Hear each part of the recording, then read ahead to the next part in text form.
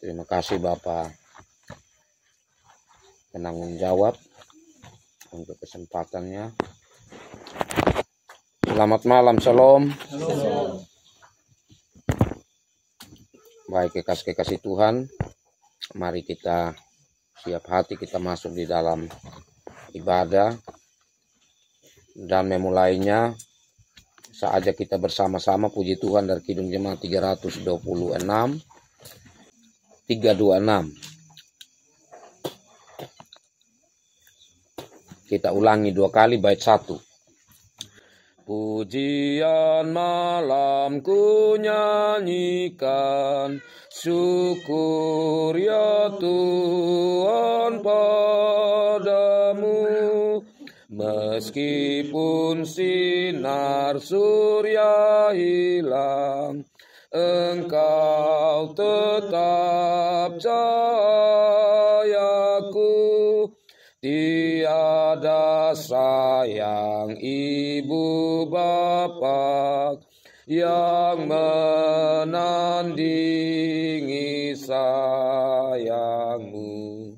Tak putus ku kau pelihara, kau sumber rahmat bagiku.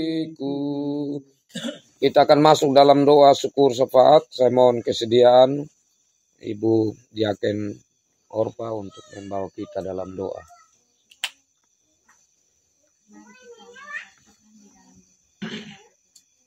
Segala puji dan syukur kami panjatkan ke hadapan hadirat-Mu, karena Tuhan sudah tuntun kami dari rumah tangga kami masing-masing hingga kami tiba di tempat ini. Di tempat ini ya Tuhan, kami melaksanakan pemahaman Alkitab. Sebelumnya ya Bapa, turunkan Roh Kudus-Mu agar menerangi hati dan pikiran kami, agar apa yang kami baca merenungkan sebentar sesuai selaras dengan kehendak-Mu. Bagi hamba-Mu yang menyampaikan akan firman-Mu, kuatkan juga ya Bapa dari awal pertengahan hingga pada akhir. Sempurnakan doa kami Bapa di dalam nama anak-Mu Yesus Kristus, Pelepas dan Juru Selamat kami. Amin. Amin. Terima kasih Bu Diaken. Bagian firman Tuhan masih dari kitab Bilangan, dan ini bagian yang terakhir untuk kitab Bilangan. Bagian bacaan kita dari Bilangan pasal 27 ayat 12 sampai 23.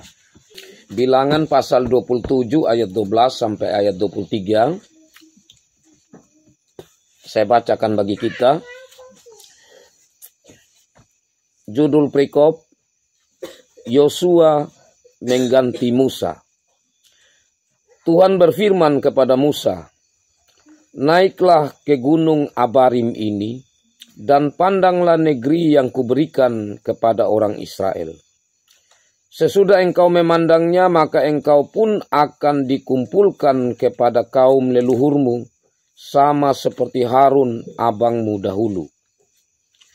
Karena pada waktu pembantahan umat itu di padang gurun Sin, kamu berdua telah memberontak terhadap titahku untuk menyatakan kekudusanku di depan mata mereka dengan air itu. Itulah mata air Meriba dekat Kades di padang gurun Zin. Lalu berkatalah Musa kepada Tuhan, biarlah Tuhan, Allah dari roh segala makhluk, mengangkat atas umat ini seorang yang mengepalai mereka waktu keluar dan masuk, dan membawa mereka keluar dan masuk, supaya umat Tuhan jangan hendaknya seperti domba-domba yang tidak mempunyai gembala. Lalu Tuhan berfirman kepada Musa, ambillah Yosua bin Nun, seorang yang penuh roh, letakkanlah tanganmu atasnya. Suruhlah ia berdiri di depan Imam Eleazar dan di depan segenap umat. Lalu berikanlah kepadanya perintahmu di depan mata mereka itu, dan berilah dia sebagian dari kewibawaanmu, supaya segenap umat Israel mendengarkan dia. Ia harus berdiri di depan Imam Eleazar, supaya Eleazar menanyakan keputusan Urim bagi dia di hadapan Tuhan. Atas titanya mereka akan keluar dan atas titanya mereka akan masuk. Ia beserta semua orang Israel, segenap umat itu. Maka Musa melakukan seperti yang diperintahkan Tuhan kepadanya. Ia memanggil Yosua dan menyuruh dia berdiri di depan Imam Eleazar dan di depan segenap umat itu. Lalu ia meletakkan tangannya atas Yosua dan memberikan kepadanya perintahnya seperti yang difirmankan Tuhan dengan perantaraan Musa. Demikian sabda Tuhan, dan sebelum kita masuk di dalam perenungannya, saya bagikan dulu kepada kita. Baik, kalau yang lalu kita secara khusus dari pasal 10 ayat 11 sampai pasal 19. Dan sekarang bagian yang ketiga ini dari pasal 20 sampai dengan pasal 36. Jadi kita bilangan sampai pasal 36. Kita melihat dari Romawi pertama sampai 10. Jadi ada pembagian-pembagian untuk lebih memudahkan kita dari pasal 20 ini sampai pasal 36. Mari kita perhatikan. Di Romawi 1, peristiwa di Kades dan penghakiman Tuhan. Pasal 20. Pertama, kematian Miriam, pasal 20 ayat 1. Kemudian yang kedua, dosa Musa dan Harun, air dari batu, pasal 20 ayat 2 sampai 13. Kemudian di bagian 3, penolakan Edom terhadap Israel, pasal 20 ayat 14 sampai 21. 4, kematian Harun di Gunung Hor, pasal 20 ayat 22 sampai 29. 2 Romawi, perjalanan menuju Moab dan kemenangan di timur, pasal 21. 1, kemenangan atas Arad negeri Kanaan Selatan, pasal 21 ayat 1 sampai 3. Yang kedua, ular tembaga, penghakiman dan pemulihan, pasal 21 ayat 4 sampai 9. 3, perjalanan di dataran Moab, pasal 21 ayat 10 sampai 20. 4, kemenangan atas Sidon dan Og, pasal 21 ayat 21 sampai 35. 3 Romawi, Balak dan Bileam, pasal 22 sampai pasal 24. 1, Balak memanggil Bileam untuk mengutuk Israel, pasal 22 ayat 1 sampai 21. 2, keledai Bileam berbicara, pasal 22 ayat 22 sampai 35. 3 nubuat berkat atas Israel, pasal 23 ayat 1 sampai pasal 24 ayat 25. 4 Romawi, kejatuhan Israel dan hukuman di Peor, pasal 25. 1, penyembahan Baal Peor dan persinahan, pasal 25 ayat 1 sampai 5. 2, tindakan Pinehas yang membawa pendamaian, pasal 25 ayat 6 sampai 18. 5 Romawi, persiapan generasi baru, pasal 26 sampai pasal 27. 1, sensus generasi baru, pasal 26 ayat 1 sampai 65. 2, hak warisan anak-anak Zela Fehat, pasal 27 ayat 1 sampai 11. 3, Yosua ditetapkan sebagai pengganti Musa, bacaan tadi ya, pasal 27 ayat 12 sampai 23. 6 Romawi, aturan korban dan hari raya, mulai dari pasal 28 sampai pasal 30. 1, persembahan harian, mingguan, bulanan, dan hari raya. Itu pasal 28 sampai pasal 29. 2, nazir atau janji atau kaul wanita, pasal 30 ayat 1 sampai 16. 7 Romawi, perang terakhir dan pembagian awal, pasal 31 sampai pasal 32. 1, perang melawan orang Midian, balas dendam Allah, pasal 31 ayat 1 sampai 54. 2, suku Ruben, Gad, dan Manasye Timur, menerima tanah di sebelah timur Yordan, pasal 32 ayat 1 sampai 42. 8 Romawi ringkasan perjalanan dan batas Kanaan, pasal 33 sampai pasal 34. 1 catatan perjalanan dari Mesir sampai Moab, pasal 33 ayat 1 sampai 49. 2 perintah untuk menghalau penduduk Kanaan, pasal 33 ayat 50 sampai 56. 3 penetapan batas-batas tanah Kanaan.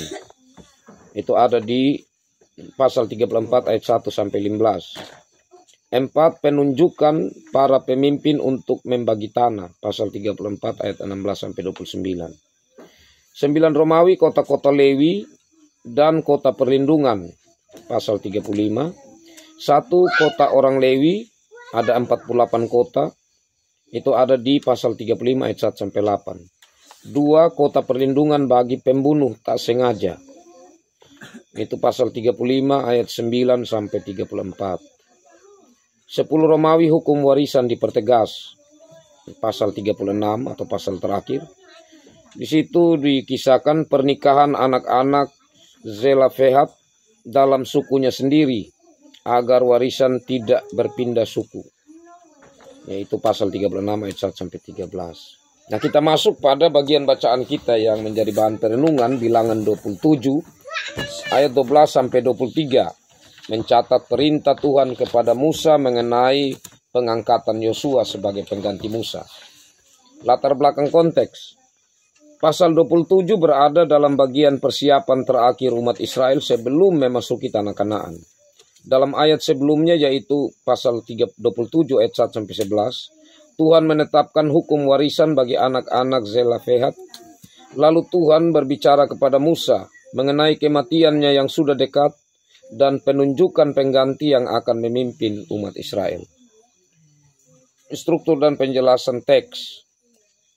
1 perintah Tuhan kepada Musa ayat 12 sampai 14. Itu di ayat 1 kita lihat, naiklah ke gunung Abarim, dan selanjutnya ada kalimat engkau akan melihat negeri yang kuberikan kepada orang Israel.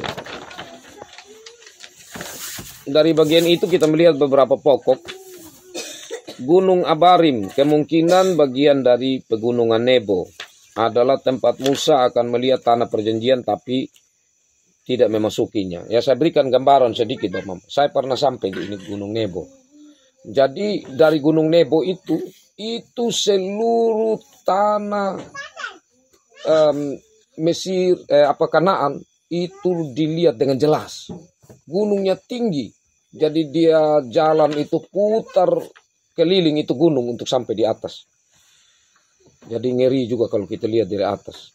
Tetapi kalau sudah melihat kejauhan, kita akan melihat pemandangan yang bagus. Dan disitulah, ya, di Gunung Nebo atau Abarim ini Allah minta supaya Musa memandang semua tempat, jadi dia menikmati dengan pandangan saja tetapi tidak menginjakkan kaki di sana. Tuhan mengingatkan Musa tentang pelanggaran di Meriba, ya, saat ia memukul batu, bukan berbicara kepadanya seperti yang diperintahkan Tuhan. Bilangan 20 ayat 1 sampai 13. Meski Musa adalah pemimpin besar, ketidaktaatan tetap ada konsekuensinya, dan ini menjadi pelajaran serius bagi para pemimpin rohani. 2 permohonan Musa untuk umat, ayat 15 sampai 17. Ya, kiranya Tuhan mengangkat atas umat ini seorang, ya, supaya umat Tuhan jangan seperti domba yang tidak mempunyai gembala. Musa tidak mementingkan dirinya tetapi menggumulkan kepemimpinan umat setelah kepergiannya.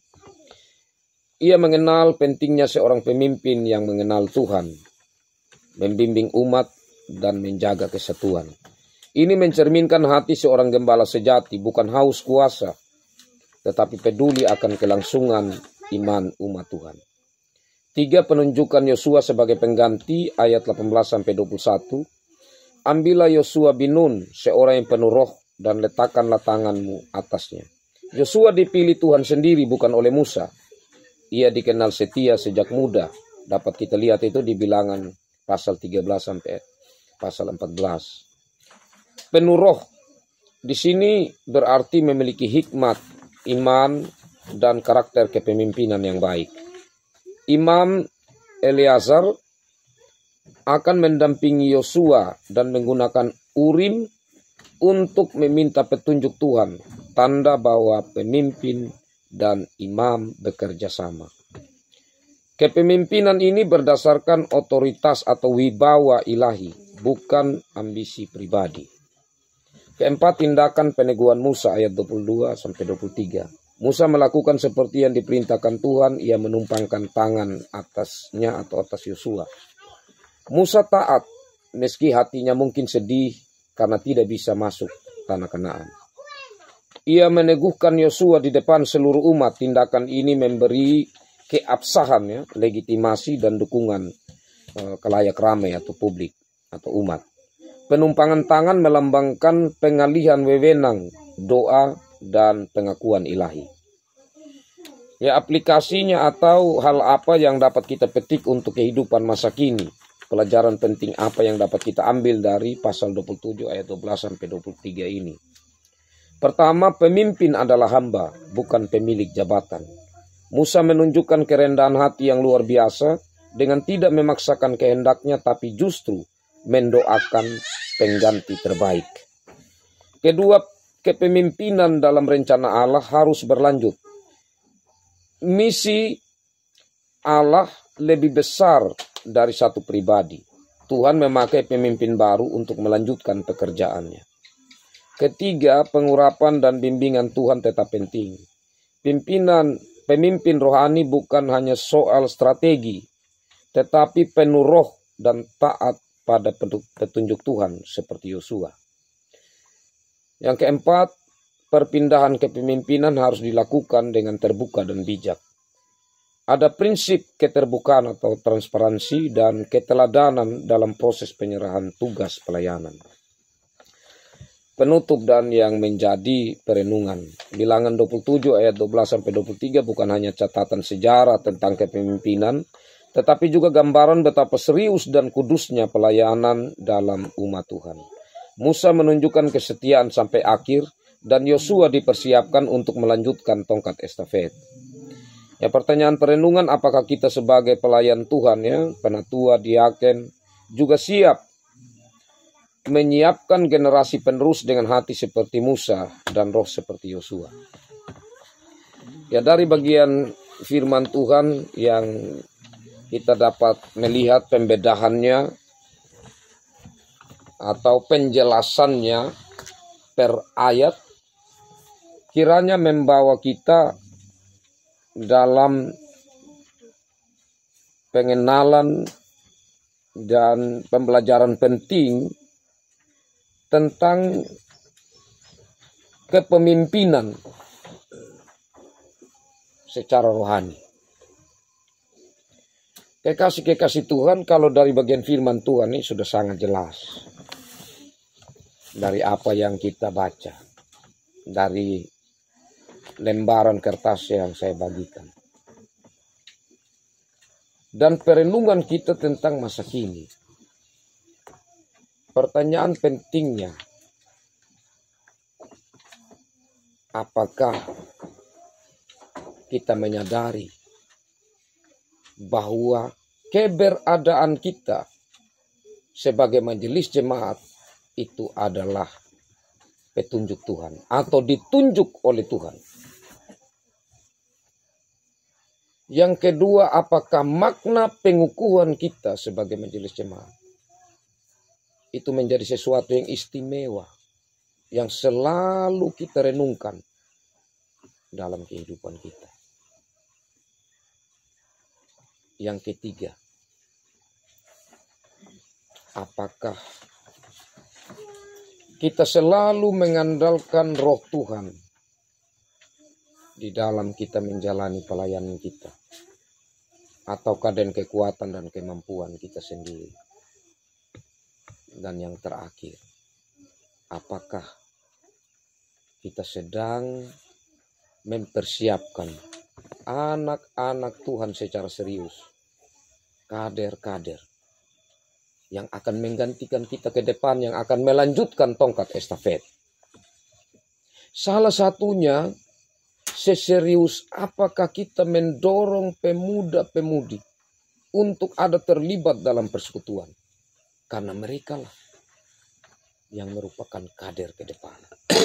Yang kita persiapkan. Paling tidak kita sebut mereka dalam doa kita. Seperti Musa yang mendoakan kepemimpinan yang akan menggantikan dia.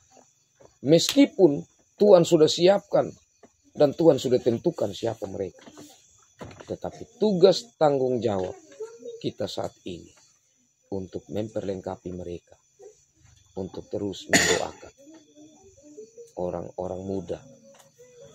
Sehingga ke depannya di dalam perkembangan jemaat yang semakin maju, maka saudara-saudara kita, anak-anak kita, orang-orang muda jemaat Pemada menjadi generasi yang siap untuk menerima tongkat estafet pelayanan Tuhan.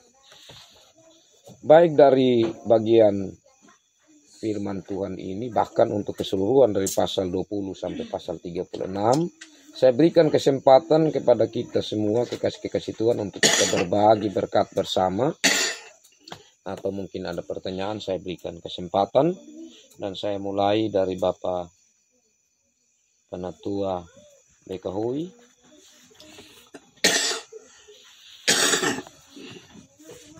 Silakan.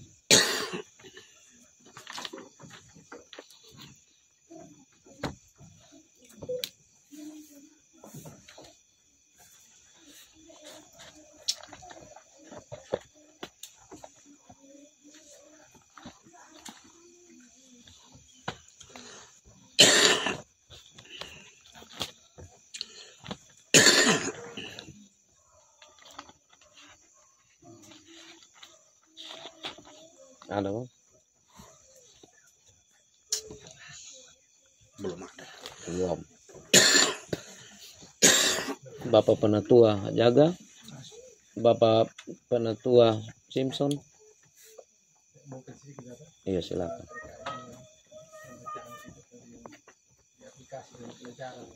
Iya. Iya. Iya.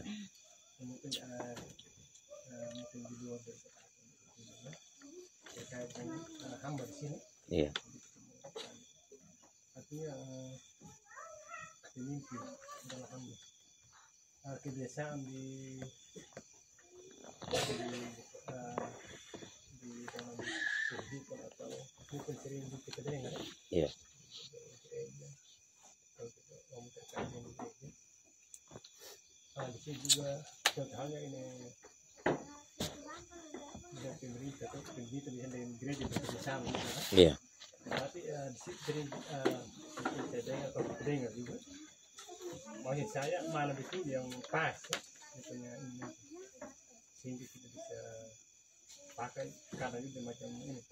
Karena situ bilang pemerintah adalah ada yang bilang mengatakan hamba Allah. Iya. Dan juga ada mengatakan pemerintah adalah wakil Allah. Iya. Hanya dua ini kan sering kita dengar orang menyampaikan sesuatu. Ada yang bilang pemerintah adalah hamba Allah, pemerintah adalah wakil Allah. Iya. Hanya supaya mungkin mana yang tepat sehingga itu menjadi mungkin kalau kita sampaikan si kedua-duanya kita tidak pakai gitu atau apakah hamba atau wakil mungkin itu saya. Iya. Baik, terima kasih. Pertama-tama atau ada yang mau saya kasih kesempatan yang mau menjawab dari apa yang disampaikan oleh Bapak Penatua Simpson. Silakan.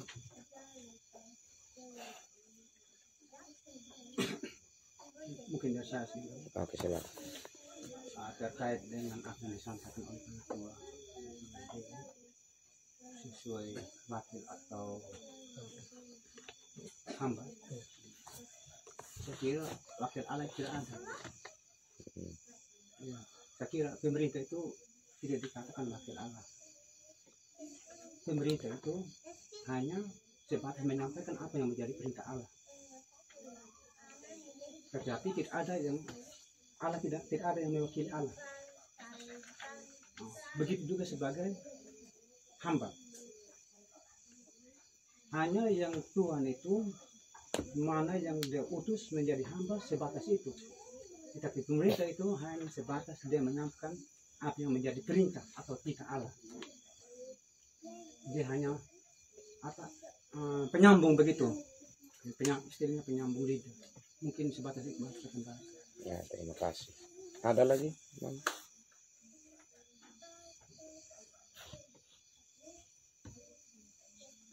Oke, jadi kita melihat pertama-tama pengertian hamba.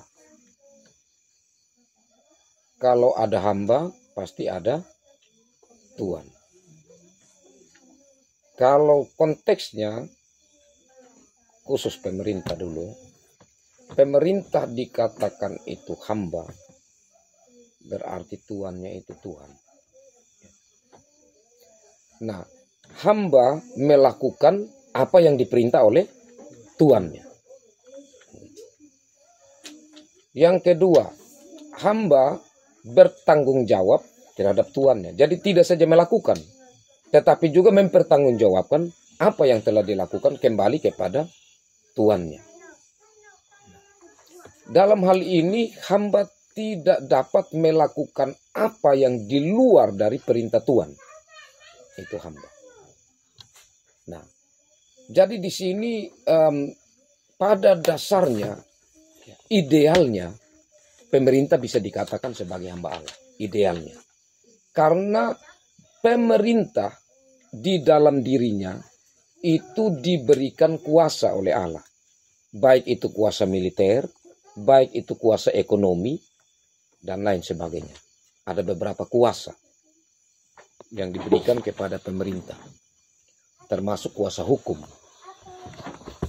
Nah, kalau pemerintah yang ideal itu benar-benar menjalankan tanggung jawabnya, posisinya sebagai hamba, maka layak dia disebut sebagai pemerintah hamba dari Allah. Ya. Nah, yang kedua, wakil di sini memang sebenarnya Allah tidak butuh wakil. Sebenarnya. Tetapi dalam pengertian di sini, pengertiannya adalah yang menunjukkan secara langsung apa yang Allah mau katakan. Jadi dia kata kasarnya, dia mewakili Allah begitu. Meskipun Allah tidak butuh wakil. Nah, tetapi kan Allah tidak berbicara langsung. Nah, lewat pemerintah, Allah mau mengatakan salah satunya adalah kuasa keadilan. Jadi ini adil. Maka Allah tidak berbicara langsung, tetapi lewat pemerintah Allah menyatakan keadilannya. Ya, jadi mirip, tetapi yang pertama itu dia lebih kepada perendahan diri, tapi yang kedua itu lebih kepada kewibawaan. Ya, jadi yang pertama hamba itu merendahkan diri, tetapi kepada yang kedua itu wakil itu kewibawaan atau otoritas Allah. Jadi wibawa pemerintah, tetapi juga dalam perendahan diri pemerintah, seperti yang kalau kita bicarakan, pemerintah itu ada karena ada masyarakat. Karena dikatakan dari rakyat, oleh rakyat, untuk rakyat. Nah, jadi kesadaran-kesadaran seperti ini yang penting. Karena itu maka di saat pemerintah mengatakan bahwa kami ini hamba Allah, harus dicek. Betulkah? Kalau pemerintah mengatakan yang saya katakan ini, saya sebagai wakil Allah, perlu dicek kebenarannya. Dan kebenaran yang tertinggi dan satu-satunya ada di mana. Kita dapat ukur dari mana. Tidak ada lain dari Alkitab. Sola Scriptura. Hanya oleh firman. Oke, jadi tergantung konteksnya, tapi tidak semudah itu juga ya Bapak Penatua Simpson ya. Terima kasih. Rumit juga pertanyaan, tapi saya pikir kita bisa mengarah untuk memahaminya dari hal seperti itu. Saya kembalikan dulu Bapak Penatua Simpson ada? Oke, silakan Bapak Penatua. Saya tambah Oke, silakan. Terkait dengan hamba. Iya. Dari Bapak Pendeta sudah katakan bahwa hamba pasti punya tuan, ada tuannya. Kalau di pemerintahan dunia, hamba itu seseorang yang mengabdikan diri untuk kepentingan Umum. untuk kepentingan bangsa dan negara. Ya mungkin juga kita sebagai penatua diaken, kita juga disebut hamba Allah, karena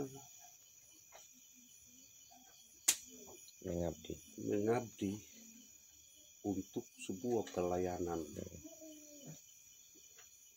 yang tentunya di dalam pelayanan itu yang menjadi acuannya adalah firman Tuhan. Kita tidak bisa lari jauh. Ketika kita juga menyadari bahwa sebagai penatua diaken juga adalah abdi atau hamba untuk melayani jemaat. Ya, ini yang perlu perenungan bagi kita. Kita harus bertanya dalam diri kita masing-masing. Sejauh mana saya sebagai abdi, sebagai hamba Tuhan untuk melayani. Jadi dalam aplikasi kita ini adalah abdi Tuhan yang di dalam pelaksanaannya berpedoman pada firman Tuhan dengan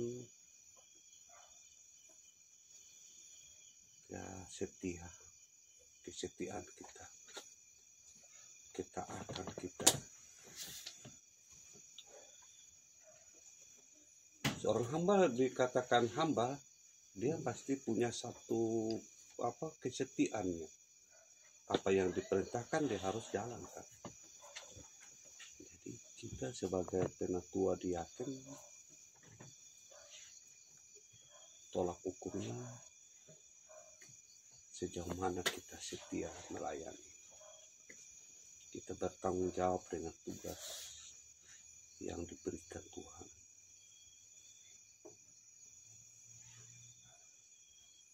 Jadi kalau saya lebih fokus pada kita sebagai penatua dan diaken adalah abdi untuk kemuliaan nama Tuhan. Kita adalah hamba untuk melayani Tuhan. Dalam pelayanan kita, kesetiaan, ketaatan kita. Ini yang menjadi fokus. Sehingga kita kuat.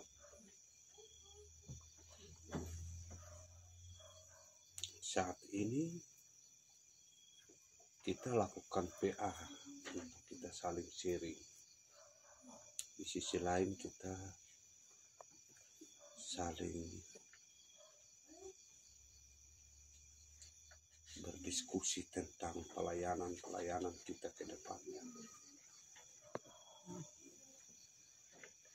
Pada setiap kali kita PA,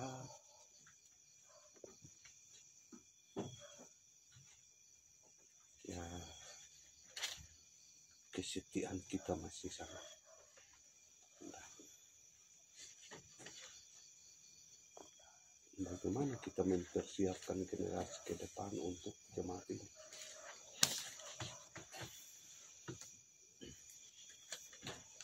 Dan istimewa di dalam mulai dari rumah tangga kita. Ini tanggung jawab kita sebagai pelayan, sebagai abdi, sebagai hamba Tuhan. Tidak gampang kita mempertanggungjawabkan apa yang Tuhan berikan.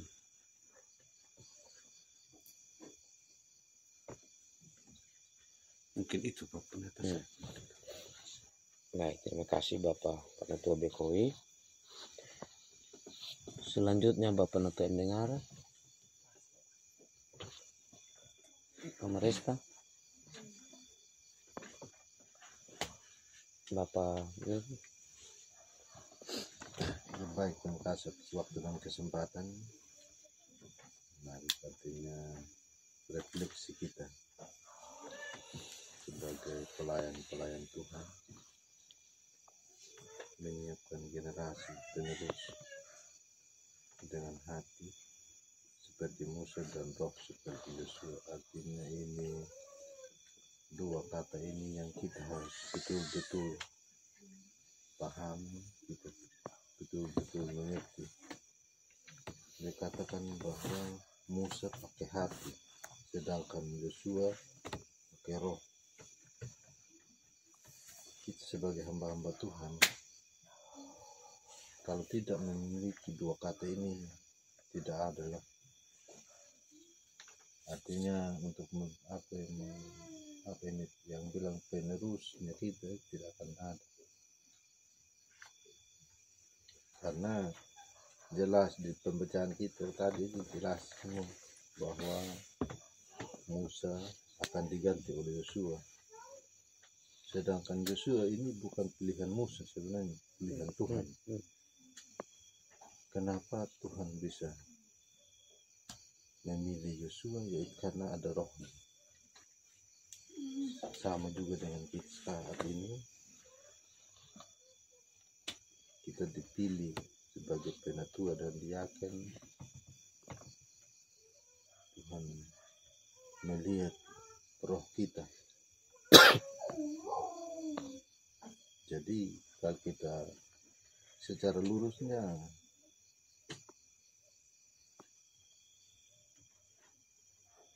gembala yaitu Bapak Pendeta itu anggap sebagai Musa dan kita sebagai Yosua. Artinya yang memilih, yang sebenarnya yang memilih kita adalah Tuhan, tapi yang memberkati kita, artinya mengurapi kita lewat hamba Tuhan, yaitu gembalanya kita. Jadi bagaimana sikap kita, artinya refleksi kita sebagai pribadi, lepas pribadi. Karena semakin hari kita ini bukan semakin kita berdiam diri, artinya semakin hari ini dunia semakin luas mainnya, lebih-lebih dalam masalah ilmu pengetahuan atau teknologi. Kita kalah dari anak-anak zaman sekarang. Tapi PR yang harus kita bagaimana kita menyiapkan generasi yang akan datang. Dengan dua kali tadi, roh dan hati yang. Jadi apa yang dikatakan oleh Bapak Pendeta artinya kita betul-betul dengan Bapak Penatua Bekowi bahwa kita betul-betul menyiapkan lebih-lebih penatua dan diaken yang sudah punya anak yang pemuda lah.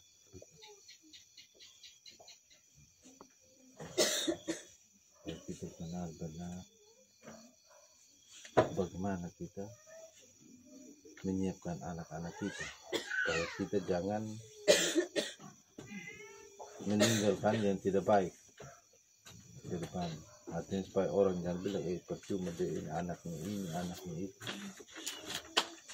Yang disalahkan nanti bukan anak itu, kadang kita orang tua lebih banyak kita disalahkan.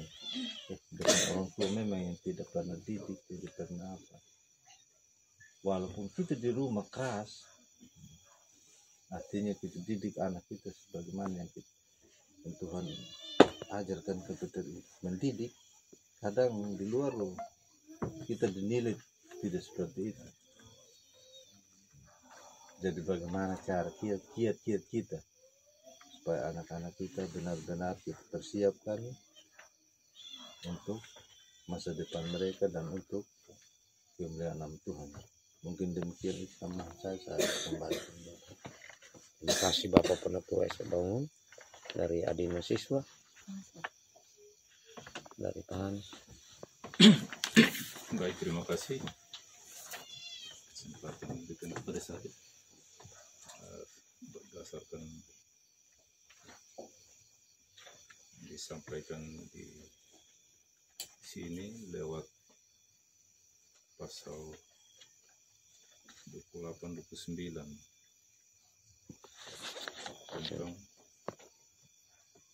persembahan harian, mingguan, bulanan, dan hari raya. Saya melihat di sini bahwa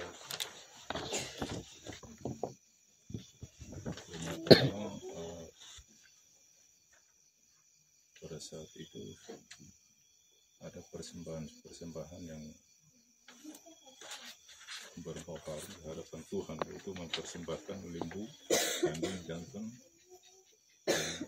Di sini sangat jelas bahwa ada 2/10, ada 3/10, ada 1/10 yang merupakan persembahan. Dan di sini juga ada ayat yang salah, itu di pasal 28 ayat yang ayat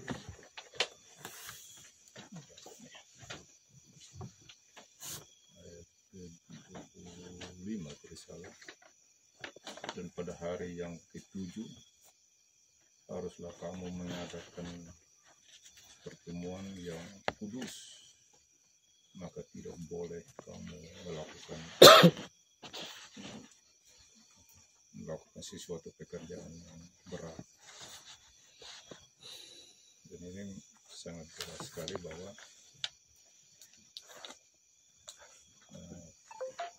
Tuhan menyatakan kepada umatnya bahwa pada hari ke-7 atau hari persekutuan itu kita tidak boleh melakukan pekerjaan-pekerjaan yang berat. Karena itu menurut saya apa yang Tuhan nyatakan di dalam pasal 28 dan 29 itu bahwa benar kita bagaimana kita mempersembahkan diri kita atau memberi diri kita kepada Tuhan melalui persekutuan, baik itu persekutuan PKS, persekutuan rumah tangga maupun persekutuan di gereja. Dan itulah menurut saya menjadi persembahan yang utuh dan sesuai apa yang Tuhan kehendaki. Mungkin seperti itu menurut pendapat saya. Ya. Baik, terima kasih. Ya, kita ikuti bersama. Intinya bahwa berhubungan dengan persembahan itu ditetapkan oleh Tuhan, dan juga aturan-aturan berhubungan dengan hari Sabat, ya, termasuk di saat hari ke-7 atau Sabat itu, maka semua umat harus beristirahat dari pekerjaan-pekerjaan yang berat. Makanya kalau yang ringan-ringan macam masak atau ringan, yang berat-berat itu yang aktivitas seperti hari-hari 6 hari sebelumnya, maka itu istirahatkan untuk yang berat-berat. Terima kasih Pak Hans. Selanjutnya dari Bapak Neto Hagau, dari Ibu Diaken Erni. Terima kasih Bapak atas kesempatan menyampaikan kepada saya. Nama saya Dia Petisi Ibu. Bagaimana ia itu dipenuhi baiklah kita sebagai pelayan Tuhan, di mana kita sebagai pelayan itu kita sudah mendengarkan kita bersama di malam ini, yaitu sebagai pemimpin untuk kita menjalani tugas dengan serius. Dan di sini juga, apakah kita sebagai pelayan Tuhan juga siap untuk menyiapkan generasi penerus dengan hati seperti Musa dan Daud seperti Musa. Menurut pribadi saya, Bapak, saya sangat bersyukur lewat PA ini malam ini, karena di mana kita sebagai pelayan kadang-kadang kita melalaikan tugas tanggung jawab kita, terkhususnya terlebih dahulu di diri saya. Kadangkala kita meninggalkan akan pelayanan kita, dan semoga malam ini di mana Tuhan menunjukkan kepada kita sebagai pelayan bagaimana kita serius menjalani tugas dan tanggung jawab kita. Dan Tuhan menyiapkan generasi terus dengan hati seperti Musa dan roh seperti Yosua. Saya bersyukur sekali lewat PA ini, dan marilah kita membawa dalam perubahan. Ketika kita mendengarkan sebuah firman ini, kita tanamkan dan artikan dalam kehidupan kita hari lepas hari. Hanya itu saja Bapak, saya senang. Terima kasih Bu Diaken. Selanjutnya dari Maradi. Terima kasih atas kesempatan yang diberikan kepada saya sebagai yakin dan pada saatnya ini malam kita hadir di sini. Saya ambilnya dalam aplikasi dan pelajaran yang di ayat nomor 3. Situ yang berkata penerapan dan bimbingan Tuhan tetap penting. Dan saya juga tidak mengulangi semua, dan pasti semua yang apa yang kita katakan dari hati ke hati kita semua yang ada pada saat ini, pada PA, itu saya juga dalam hati saya yang memang ada, saya rasa terharu karena pemimpin rohani bukan hanya soal strategi, tapi selanjutnya saya tidak membacakan, tapi kita semua sudah membacakan di situ. Strategi di sini yang saya katakan Bapak, pasti strategi ini kita tahu. Itu kalau kita sebagai Bapak Mama pasti kita tahu itu artinya. Marilah kita semua apa yang Tuhan katakan pada saat ini, di malam ini, dan kita semua dengan hati yang ikhlas. Saya kembali. Baik, terima kasih Bu Diaken. Selanjutnya Mama Ambo, Ibu Vikaris, silakan. Salam. Shalom.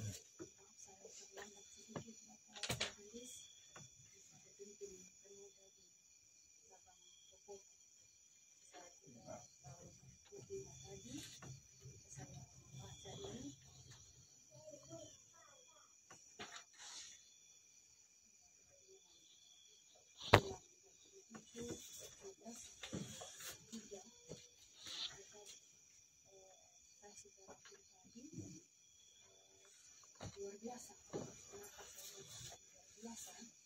Saya boleh lihat di aplikasi Bapak. Iya. Itu poin 1, pemimpin adalah hamba, bukan pemimpin jabatan.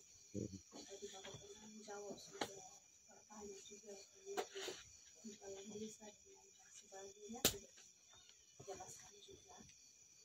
Tapi di sini ketika saya melihat bahwa Musa menunjukkan kerendahan hati yang luar biasa dengan tidak memaksakan kehendak, tapi justru mendoakan pendamping terbaik. Kalau saya melihat dari tentang seorang Musa yang menjadi pemimpin, ini berlaku kepada kita semua pada malam hari ini. Ketika kita menjadi seorang hamba, hamba artinya bahwa kita menjadi hamba Allah untuk menyampaikan kebenaran firman Tuhan di tengah-tengah jemaat kita. Yang menjadi pertanyaannya pada malam hari ini dalam pribadi kita masing-masing, bahwa sudahkah kita memiliki seperti Musa yang memiliki kerendahan hati kita dalam pelayanan. Tentunya kita serahkan pelayan pada malam hari ini. Kalau dikatakan kerendahan hati kita dalam pribadi kita masing-masing, tentu ada di saat kita memiliki kerendahan hati. Karena kenapa? Ketika kita diperhadapkan dengan jemaat kita, dan juga pasti kita akan bergumul dengan jemaat kita. Tapi di saat kita bergumul dengan jemaat kita, kita bergumul juga dengan pribadi kita, ketika kita sudah berkeluarga bersama istri, suami, anak kita, orang tua kita, dengan kerendahan hati kita yang menjadi seorang pemimpin, untuk kita melakukan dalam hidup kita, dalam rumah tangga kita agak susah. Karena kenapa? Ketika kita diperhadapkan dengan pergumulan saja teman-teman pelayan, kadang dalam hati kita sanggup tidak ketika kita diberikan tanggung jawab ini. Sanggup tidak ketika kita memiliki kerendahan hati seperti Musa. Kadang kita bertanya dalam hati kita, ketika kita sudah punya masalah dalam hidup kita, apalagi kalau dengan jemaat, di situ dalam hati kita kadang kita berdoa, Tuhan mampukan saya untuk saya menghadapi semua itu.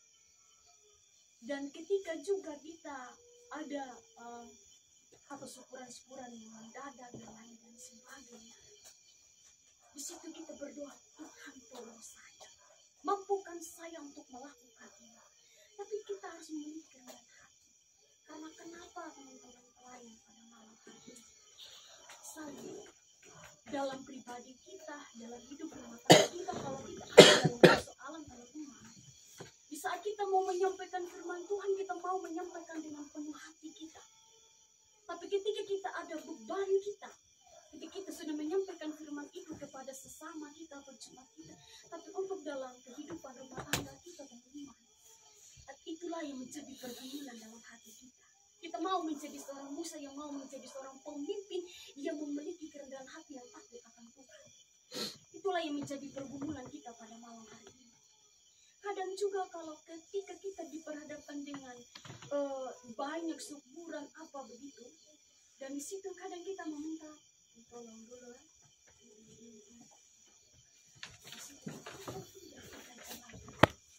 Kadang kita berkata, pernahkah kita saat malam hari ini saya ada pengumuman pada malam hari ini saya akan pelayan Tuhan saat malam hari ini kita mendoakan serta pelayan kita ketika dia ada dalam pergumulan, ketika kita memberikan pimpin ini dan lain-lain sebagainya. Karena kita minta itu kita lihat tadi itu yang Musa justru mendoakan pengganti yang terbaik.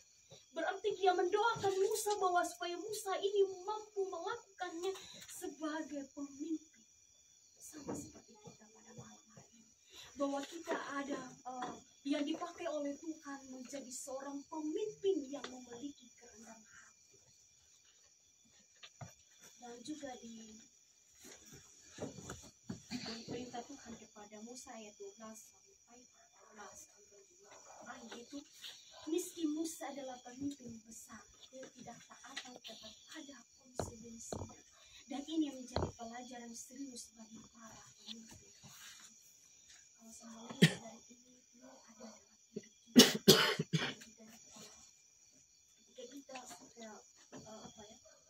Ketika kita menjadi seorang pemimpin atau menjadi seorang hamba Allah yang menyampaikan firman Tuhan, di situ juga kita diperhadapkan dengan berbagai pergumulan dan lain dan sebagainya. Bahkan kita pun akan diceritakan oleh warga jemaat. Percuma Allah jadi yakin banyak konsekuensi yang kita hadapi. Tapi saya mau katakan pada malam hari ini, ketika kita memiliki kerendahan hati seperti Musa, apapun berbagai apapun yang kita hadapi, kita sanggup itu bersama dengan Tuhan. Jadi ketika kita ada bersama pada malam hari ini, harus ada dalam kebersamaan seperti Musa. Bukan itu saja Bapak Pendeta. Baik, terima kasih penyampaian yang sungguh rendah hati. Silakan lanjut Mama Atri. Baik, terima kasih. Jadi kesimpulannya, kekasih Tuhan memang berbicara untuk rendah hati seperti Musa ini tidak gampang. Karena kadang-kadang sekarang anak-anak juga dia bisa menempatkan diri lebih dari orang tua. Itu tidak mudah sekali untuk kita, apalagi kita melihat di dalam kenyataan hidup sehari-hari, yang pangkat anak, yang pangkat adik, gitu ya, dalam kampung, kalau ada masalah, untuk bilang mereka merasa bahwa kita sudah yang hari ini, itu yang sulit. Karena itu kita yang belajar tentang perendahan diri. Mau tidak mau kita harus tempatkan sudah kita punya diri untuk, karena apa? Pertama-tama itu karena Tuhan. Itu yang paling utama untuk pelayanan. Apalagi jemaat yang Tuhan titipkan dalam kehidupan kita ini bukan hanya 1-2 saat, seterusnya ada di dalam kehidupan kita. Karena itu perlu sekali untuk kita belajar kerendahan diri. Dan biarlah kita mampu untuk menghasilkan kader-kader, generasi penerus yang sungguh rendah hati untuk melayani Tuhan, untuk saling mendoakan, ya, saling seperti Yosua juga dia sungguh menghargai Musa sebagai pemimpinnya. Tuhan memberkati. Amin.